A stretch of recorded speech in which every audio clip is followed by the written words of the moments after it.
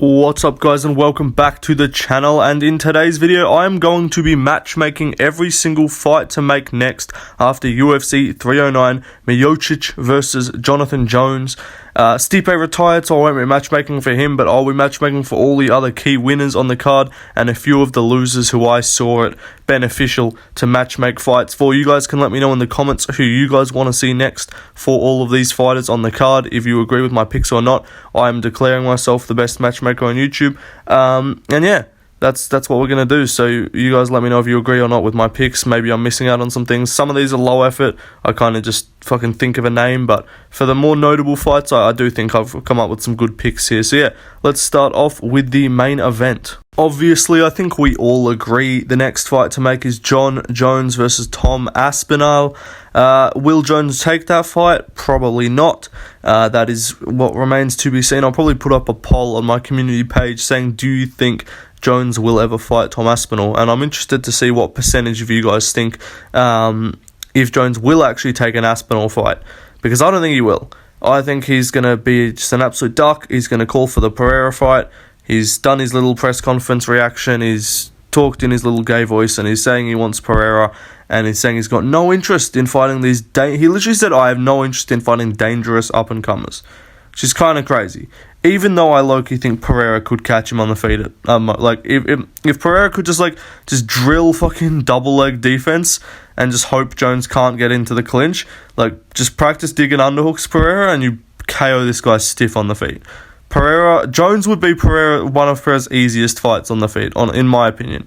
But I hope that doesn't happen. I hope it happens afterwards, maybe. Like, look, if Jones beats Aspinall, sure, go fight Pereira after that. You have to fight the interim champion. If you want to fuck off and vacate your belt, do that. If you want to go down to light heavyweight, do that. Sure, fight for Pereira's belt. But yeah, don't stay at heavyweight if you're not going to fucking fight Aspinall. So yeah, Aspinall's the fight to make. Probably going to be a while off because Jones is never the most active guy, so I imagine we'll see this, if it does happen, in, I'd say, maybe International Fight Week would be a cool location for it. International Fight Week, again, this is fantasy lands because Jones is never going to accept, but if it does happen, that's when it should happen. Well, that's when it will happen too. I'd love to see it sooner. Jones didn't take that much damage. Obviously, Aspinall didn't take any damage in his recent fight because he won by KO in a minute, something Jones would never know anything about. But yeah, overall, make the fight happen. It won't happen, but hopefully it does. Anyway, let's move on to the co-main event. I believe that Charles Oliveira should fight either Dan Hooker or Max Holloway next, and it kind of just depends if Dan Hooker already has a fight booked, because if he's fighting Justin Gaethje in his next fight, like if that fight's on the books and they're doing that, then obviously I think we'll end up with the Holloway fight, which I would not complain about at all. But if Dan Hooker does not have a fight booked, and I don't think he's going to be fighting in January, and he said he doesn't want to fight in Feb because that's when he's having his kid, so if he doesn't want to come back until like March, April, then run him and Oliveira, in my opinion, because I still want to see Holloway take some time off. I don't want to see Holloway back until like July, in my opinion. Like, I know it's a KO, right? I know he's moving up, so it won't be as bad, kind of like when Pereira got KO'd by Izzy, moved up and fought Blachowicz. But I still think that was unwise. Even though he won, I don't think he should have done that. But Holloway, first time he's ever been KO'd in his career, I kind of don't want to see this dude back for a while. Like, I think Holloway should come back International Fight Week next year, unless his chin's just completely fine. Like, if it's comfortable, then sure.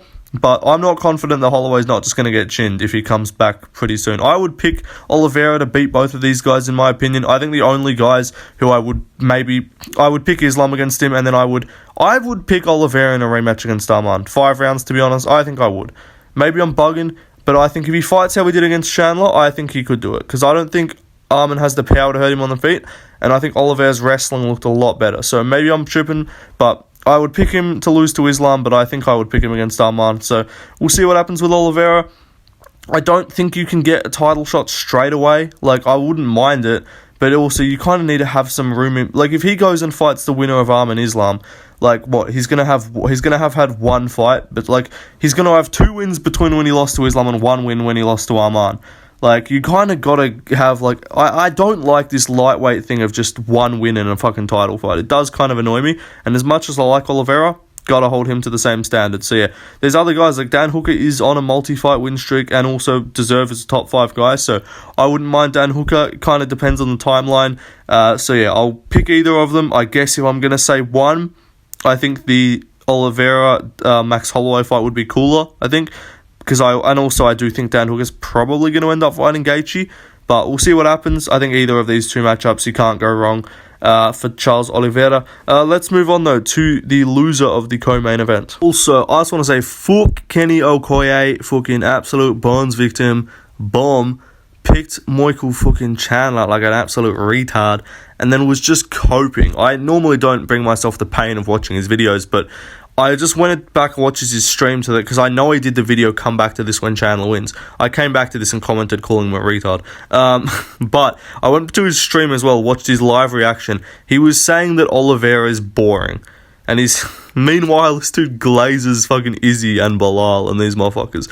But but Oliveira, bro, he turned into a smudge fucking, like, those aren't half the guys he fucking defends. So yeah, fuck Kenny Okoye.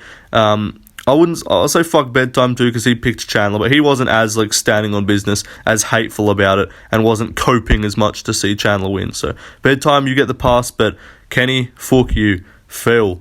Anyway, Michael Chandler, I believe he should fight Rafael Fiziev next. I don't want to see this guy get another fucking top 5 opponent. If we do this bullshit, if this guy if he gets Gaethje in his next fight, I'm gonna have to intervene. Like, this guy can't just keep getting top 5 opponents coming off multiple losses. It's actually retarded. So if he gets either Poirier, Gaethje, even Holloway, I know some people will call for that. Holloway's a cool fight, yeah. I don't know. I just don't even want to see that. I think Holloway would butcher him. Like, yeah, there was maybe a worry like a couple years ago he could get chinned, but like Chandler's catching him. But I just don't think Chandler's all there anymore. I think Oliveira made him look terrible as well. I think he's not washed, but I think Oliveira made him look pretty shit. But Holloway maybe would be a bit tentative coming off the KO loss, but I don't know. I think Chandler Fiziev's sick. It's an explosive matchup.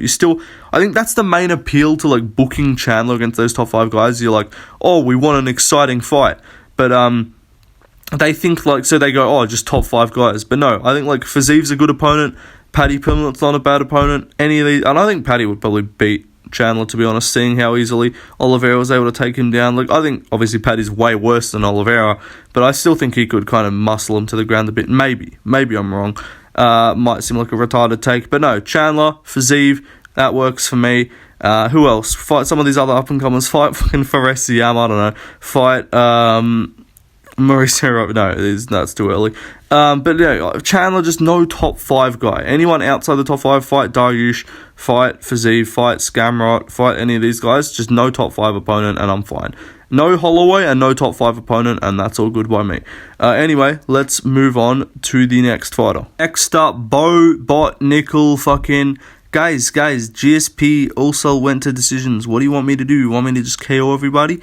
I thought that was an amazing performance. Bo Nickel, no one likes you, buddy. You got no personality. You're not fun. You're not even good. I could excuse the Brundage kind of struggled in the first late submission. I could excuse that, but you can't be looking mid as hell against Paul Craig. Yes, I know he's early in his career. Yes, they should slow roll him, and I do think he still has potential because he is young-ish, but it's not like he's 22 or 23 or 24. Like, he's like 28, I'm pretty sure. So Bo Nickel, maybe I'm wrong. Let me know how old Bo Nickel is. But yeah, I don't know. You got to be looking a bit better than that against Paul Craig. I say they're going to slow roll him. I know some people are going to say ranked opponent. No. This guy, like, I wouldn't mind it because I think he'd get smoked and I'd love to see it. But from the UFC's perspective, even Dana White post-fight interview said, yeah, this dude's got a long way to go. We got to slow roll him. Give him Brad Tavares. Brad Tavares is a known name. He's a guy that's been around for a while. He's a guy that's historically been known for some pretty good takedown defense. So if Bo Nickel can take him down, that'd be impressive. If not, stuck with him on the feet. I'd say Tavares is level up from Paul Craig on the feet. So a bit more difficult in the striking aspect. But Tavares, although he's got good takedown defense, doesn't quite have the same jiu-jitsu threat as Craig to maybe deter Nickel from wrestling. So I think this would be a good step up. Or maybe not step up, but good side step. Like, it's not a step back, it's not a step up. It's kind of like what's around the level of a Paul Craig. Give me Brad Tavares. I don't mind that fight. I think that's a good matchup for him to still be able to showcase his skill, but he's not going to get whooped. And even if he loses, he's not going to get slept Tavares is looking a bit chinny recently. So yeah, I think this would be a good win or good bounce back for, well, not bounce back, like he won, but like a good hype rebuilder for Bo Nickel if he could win this by finish. And if not, if he wins by decision, hype's kind of cooked. So yeah, Bo Nickel, you really got to show out in your next performance, buddy. Don't be acting like this was a great fight. No one cared. Anyway, let's move on to his opponent. I want to see Paul Craig fight Reina Darida. I want to see this fight because this is just incredibly goofy. Like, GM3 is unbelievably goofy. There's one guy who's like a step up goofier than GM3, and it's Paul Craig. The only step up after this is DDP, but obviously Dahida's not going to get there. So yeah, do this fight. This will be goofy as hell. Both bleached hair, fucking jiu-jitsu guys, mid-ass striking. This would be incredibly funny to watch. So yeah, make it happen just for comedy. Rodolfo Vieira is also not a bad fight if you're going to do Bo Nickel. If you're going to do Paul Craig, just give him grappling matchups. Don't give him just strikers who are going to KO him. Who cares? Like, at this point, the Bo Nickel, not why I keep saying Bo Nickel, I just talked about him. The Paul Craig getting chin thing is kind of old. Like, it's funny. But yeah, just give him grappling matches and we can see him just basically do competitive jiu-jitsu within a cage, and that'll be fun. Anyway, let's move on to another fight. Next up, Mauricio Hufi versus Elvis Brenner. Brazil on Brazil violence. If they're going to Brazil sometime soon, make this shit happen. This is a sick fight. I was talking about this on stream. We were coming up with some fights to make on stream, and I said this, bro. Huffy versus Elvis Brenner, sick fight. He would tune up Brenner, in my opinion. Brenner's open as fuck and doesn't have the same. He's got a good chin, but not the same chin as Yontop, who was just absorbing punches. So yeah, I think this fight was sick. Make this happen for Brazil. If you want to give him like a Bobby Green, but I think it's probably like one. I know he called out BSD. Look, I actually don't mind the BSD call out, but it's only the reason why BSD is ranked, which is why I don't think he's going to get it. Even though I think he would beat BSD, so it's not like, oh, he's not ready. It's like the UFC just isn't going to give him a ranked opponent, or like if he'd KO'd on top in round 1, maybe. But decision, again, they probably do want to slow roll him a bit. Give him Brenner. Give him one of those fun other fighters, like give him fucking Sadikov, give him McKinney. Give him McKinney. Yes, I changed my pick, McKinney. Terrence McKinney versus Mauricio Ruffy. Make that happen. But yeah, this fight also works too. Anyway, let's move on. I'm not matching for James Lontop. Who cares? He missed weight by 10 pounds. Let's move on to the prelims. Want to see Marcus McGee, aka Vanderlei Silva, fight Robert Font. I was going to go Jose Aldo, and Rob Font works too, because it's the guys that these fucking O'Malley team, I think it's like O'Malley, McGee, Bautista, and Kyler Phillips are all training partners, I believe. And yeah, fuck them and just let him get killed. Marcus McGee, I don't think is going to do as good of a job of being a rat as Bautista did, so I wouldn't mind a Jose Aldo fight, but I want to see Jose Aldo get legend fights. And yeah, Rob Font just beat Kyler Phillips by decision. Tough luck, buddy. You're fighting down the rankings again. Just game plan for you. So again, they're probably going to have a way better game plan and know what to do and beat him. And I also think Marcus McGee is like more effective than Kyler Phillips. Like Phillips is like flashy, but I don't know. Marcus McGee is pretty solid and he's got more power and he could chin Rob Font. So yeah, think this fight would be pretty sick. Make it happen. I think it'll be pretty cool. Anyway, let's move on to Jonathan Martinez. Martinez needs to fight Vinicius Oliveira, and this is why I'm the best matchmaker on YouTube, because this fight is sick. And these two are just going to kick each other's fucking legs and heads and body off. Like, this fight will be pretty sick. Pure striking. No grappling at all. And yeah, these two, the leg kicks from Martinez are going to be nuts. The punches from Oliveira are going to be sick. I think this fight will be very good. I would pick Oliveira. And I want Oliveira to get a top 15 opponent because I'm pretty high on him. So yeah, I want to see this fight happen. Martinez arguably shouldn't be ranked after this because, like, how did he get ranked? He beat Yanez and Said Nurmagomedov by split decision. But yeah, I don't know. Fight Oliveira. Oliveira's coming off a dominant schooling of Ricky Simone. I think he's ready for that fight easily. So yeah, make it happen. I think it's a sick matchup too on the feet. Striker's delight. And I think this will be even more stylistically better than Martinez McGee, in my opinion. Let's move on though to the next fighter. Next fight we need to see is Jim Miller versus Michael Johnson. These are just two crafty vets. These are two old heads. Certified Unk matchup. And again, I don't want to see Jim Miller versus Prospect. I know Damon Jackson was a Prospect. He won easily, obviously. But no, I don't want to see no Jim Miller versus fucking Mauricio Ruffy. I don't want to see Jim Miller versus, I don't know, Fares Siam, Ludovic Klein. None of that shit.